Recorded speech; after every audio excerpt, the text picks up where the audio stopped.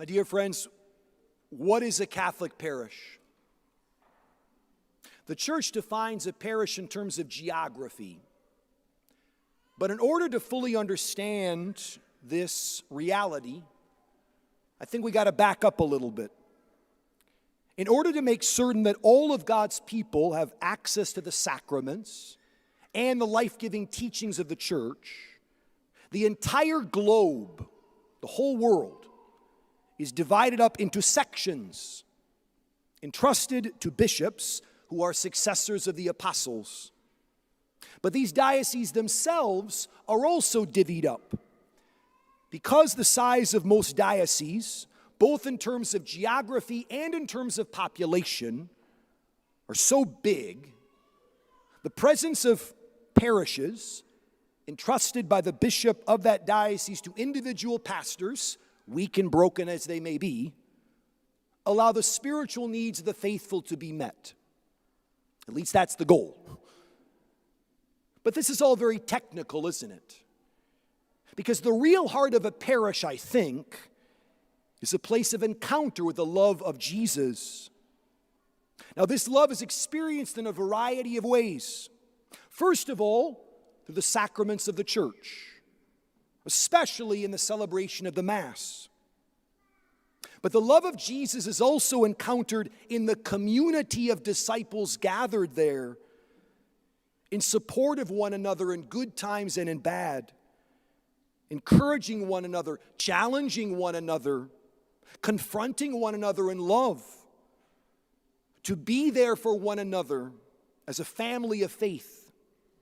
This is the mission of every parish. It's not simply meant to be a place of sacrament and preaching. There's more to a parish than these two things. It's meant to be a real community under the shepherd entrusted to that parish by the local bishop. It's meant to be, in fact, a place where the two great commandments, love of God and love of neighbor, are enfleshed and incarnated. My dear friends, it is a blessing and an honor to serve you as your pastor. It's not an easy task, and there are many times that I stumble. But I rely upon your prayers and your support, and most of all, your witness, which is so compelling, so beautiful, and moves me deeply. This weekend, we are distributing the annual financial report of our parish. Every year, we distribute to parishioners our end-of-year financial summary, as well as our projected budget for the present fiscal year. This is not only mandated by the Archdiocese, it's also just a matter of justice, because it's your money. It's your money. Our annual budget is financed almost exclusively by your own giving, whether that is given weekly or monthly or annually. And I once again want to state what I have said many times before. I take your generosity very, very seriously. And I am aware that many in the pews this very morning give sacrificially. They don't go out for dinner because they're putting money in the plate. They have less of a car than they would like so they can send their kids to school here. I see that and it inspires me. There are many needs and requests for your money, and you always have choices. So thank you for when you choose Transfiguration. I'm grateful for your trust and for your commitment. And for those who have been not able to give as they would like to up to now, or have not fully considered the obligations of parish life, our costs are up, as are yours, I'm sure. I again ask you to prayerfully consider what more can be given. As Catholics, we infamously do not preach enough about money. Now, you may think something very differently given the last month from the pulpit, I admit. Giving 10% of one's annual income, tithing, to the needs of the church and community is a critical part of the Christian tradition. I've been very sheepish about preaching about this in the past. It's not an easy topic for me, because I'm aware that many of you give already what you can and more. You give more than you can, and you feel it. And your consciences are pricked when you hear me talk about giving more, what more can we do, and examining your budget, scrimping and saving for the parish, remarkable, and I am grateful. This parish is still largely a blue-collar parish. We're the soul of an East Side parish living on the outskirts of town. And I'm proud of that. And in today's market, many families are stretched very thin.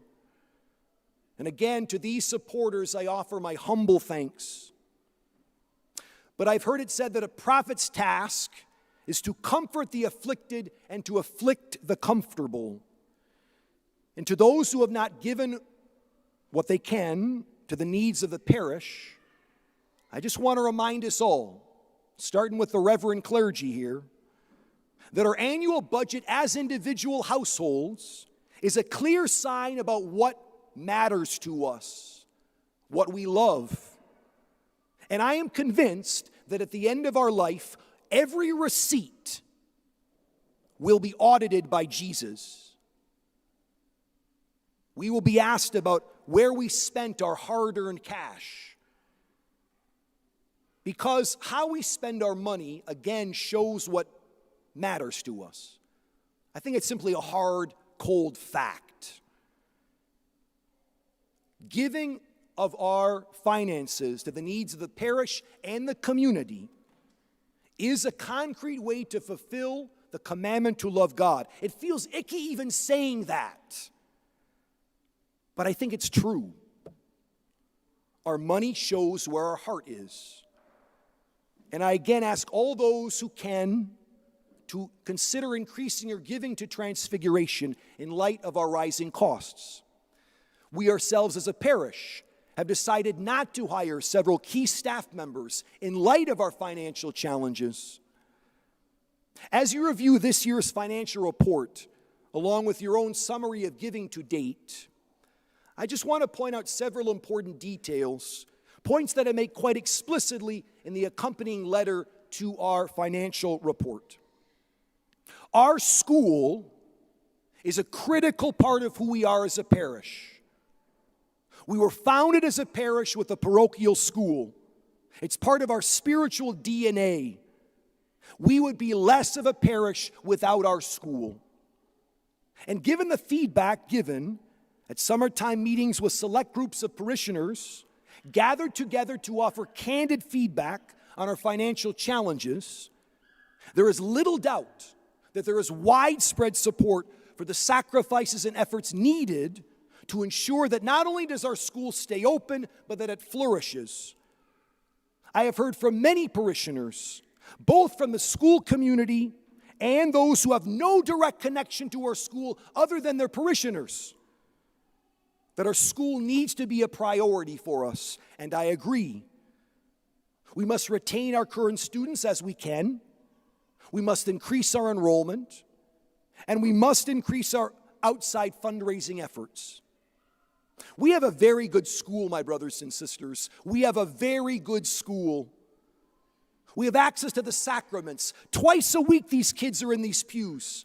Many of the families that come to our school are not attending Mass on Sunday. Candid fact. But they're coming here twice a week. What is more, they're being exposed to the sacrament of penance in a healthy, holy way.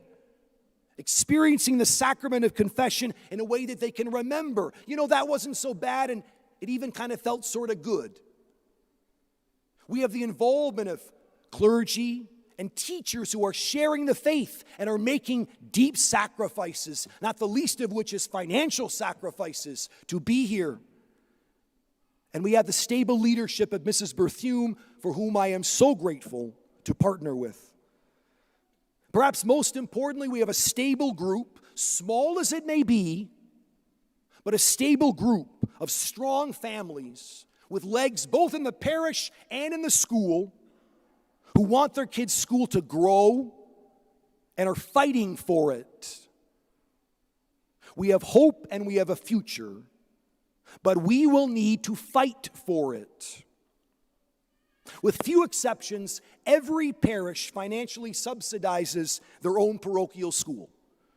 There are various models about how much this percentage should be, That is, how much of Sunday plate should be set aside to cover the gap between the cost of educating a child with the amount of income taken in by tuition. And there is a sizable gap between the two. As a parish, we have decided, quite rightly it seems to me, to contribute substantially to covering this bridge. And as you will see in the letter that accompanies the financial summary this year, the amount that we as a parish have chosen to contribute to this cause has been remarkably high in recent years. But in light of rising costs and decreased enrollment, which we are working on and addressing, and the static income taken in through Sunday collections, we simply need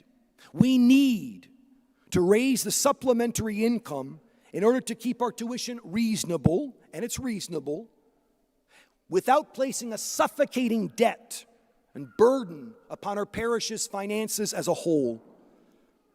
The Archdiocese recommends that a school of our size, with a parish of our size, should be raising approximately $300,000 in outside funding over and above income taken in through tuition and the parish subsidy. These funds come from fundraisers such as our successful walkathon and our black and gold coming up. But they also come from generous donors who want to support our school, and from various grants from institutions committed to supporting education. We're actively involved in applying for a number of those grants. If you are aware of any such institutions or donors, your rich uncle or your rich grandpa, I do hope that you will let them know of our cause and advocate for us. Now, my friends, it seems to me as though ever since I got here in 2018, we've been talking about our school and our needs. In this, we are like many other parishes, including, by the way, parishes that now feature growing and successful schools. That is to say, we are not the first parish to endure financial challenges when it comes to the support of their parochial school. And I take great heart in the fact that there are success stories out there. But these success stories always involved support from both within the parish and, yes, from without, and oftentimes in very substantial ways. As we continue to plot and plan for the future of our school and our parish, and there is a future, I have taken several extraordinary steps that you should be aware of. The first is that I've asked the Finance Council, made up of parishioners with backgrounds in finance who love our parish and love our school, to investigate and to consider the possibility of selling our soccer field.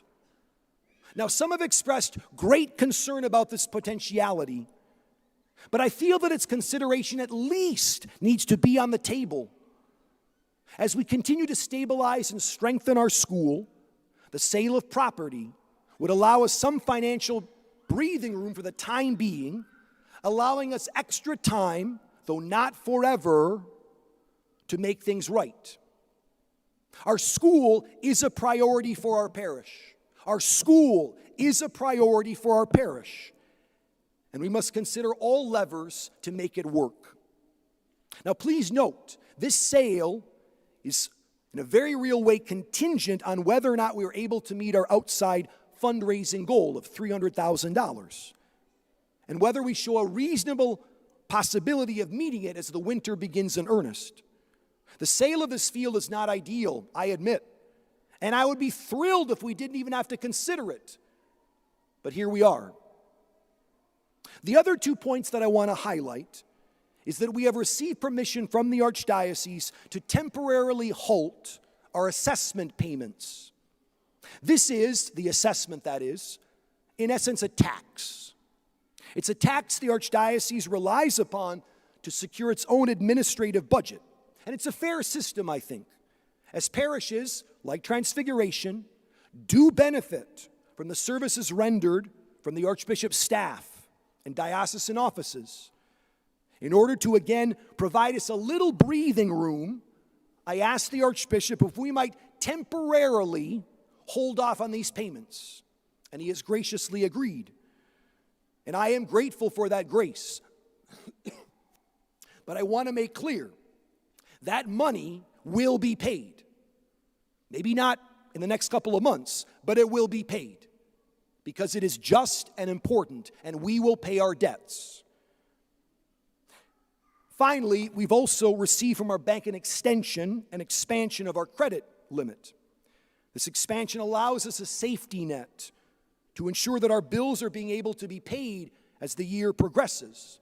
Now, given our remarkable success at debt reduction, the idea of paying for bills with credit makes me physically ill. But if that's what we have to do to pay for the heat and the lights, we're going to do it. In the midst of these challenges, and they are real, I want to remind you all of what we have done and what we have accomplished together. When I arrived here in 2018, our long-standing debt from the construction of our school wing was nearly $5 million. It now stands, as the bulletin tells us, as of this week, at about $1.2 million. That is remarkable. That is incredible, and a testimony to you and to the power of St. Joseph. And if we are able to continue to pay at the rate that we have been paying, not only interest but principal, we will be debt-free in only a matter of years. I also continue to be very proud of our communion rail and the way in which it adds not only to the dignity of our worship, but also communicates the communal reality of our faith. I've said this over and over again. When we come to receive Jesus, standing or kneeling, we're shoulder to shoulder. We're together as we should be.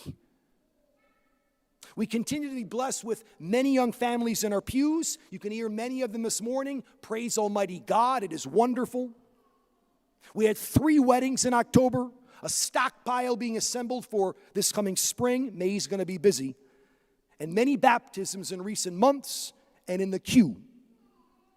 We have endured since my arrival the turnover of leaders and teachers in our school. And yet we continue to forge ahead into the future. We have weathered great storms, and we're still here. Our present team is committed to making Transfiguration School a success, and despite the challenges, I am excited about what our future holds. We recently secured a remarkable instrument, our new organ console, at a bargain basement price, and not a dime of parish funds were used to buy it. A need was communicated, and contributors arose. I have little doubt that we will find the same generosity as we look for greater support for our school and for the impending needs of our deteriorating HVAC systems in our school. And again, every week, these young kids of various backgrounds, of various struggles, come to Mass twice a week and hear the gospel proclaimed. Now, I'm an optimistic person by nature, and at times, I perhaps do not adequately appreciate the real challenges that must be faced. Our financial concerns are very real, highlighted in a poignant way by even the discussion of selling property. But my optimism is in this case rooted in 2 raw facts. The first is we have not yet fully harnessed the full potential of you. I don't just mean in terms of money. I mean your talent and your interests and your enthusiasm and your love for Jesus. There is so much talent in this parish, so much talent. And as we find better ways to ask for help, we got to do better about asking for help and responding when you offer it. We got to do better at that too. I believe that the Lord will provide not just money, but your expertise and your enthusiasm. But much more importantly, this is the Lord's parish. It is His work. And I still firmly believe that Transfiguration has a pivotal role to play in the proclamation of the gospel in the East Metro. In recent months, we have laid to rest a number of longtime parishioners, men and women who raised their families here, Men and women who send their kids to the school when it was Transfiguration of Maplewood and walked to school. Their sacrifices in faith, the faith of East Siders living on the edge of town, are inspirations to me. And we as a school, we as a parish, still have stories to tell. We still have sacraments to celebrate. And we still have kids to form. My friends, our school is an antidote to the madness around us. The world is on fire, literally on fire. And we seek to form citizens who will rebuild this world, who will rebuild it, and bring Jesus Christ, the only Messiah, into the hallways and into the streets in which they are sent. We are building the future in those hallways, and we will use it to save the world. Jesus will use these kids to save the world. A child shall lead them. Finally, I promise you finally, I mentioned before that our school's fundraising goal is $300,000. And while it's true that we are applying for grants, approaching donors, organizing fundraising opportunities, it's also the case that if 300 individuals, or close to it, were to give $1,000 over and above their usual annual gift to the parish, our goal would be met. Now, there are many, many needs here in our parish. We talked about only one of them, the HVAC units. And maybe 300 registered parishioners can't do this. But if you are aware of any alumni, parents of graduates, admirers of Catholic education that might be able to give such a gift, it would work wonders. And I think the Lord is still a God of wonders. What is more, we have an open house coming up on November 9th, 5:30 until 7. Would love to have you there. We're putting together some real slick brochures. Grab a whole stockpile of them. Call the school office, tell you want some. Put them in your neighbor's mailbox. Give it to your colleagues at work. Spread the word. May the Lord bless you and keep you for your love for this parish and your love for this community, the Rockin' East Side. You have shown me the love of God and of neighbor. Let us together put out into the deep for a catch. Throw our nets out.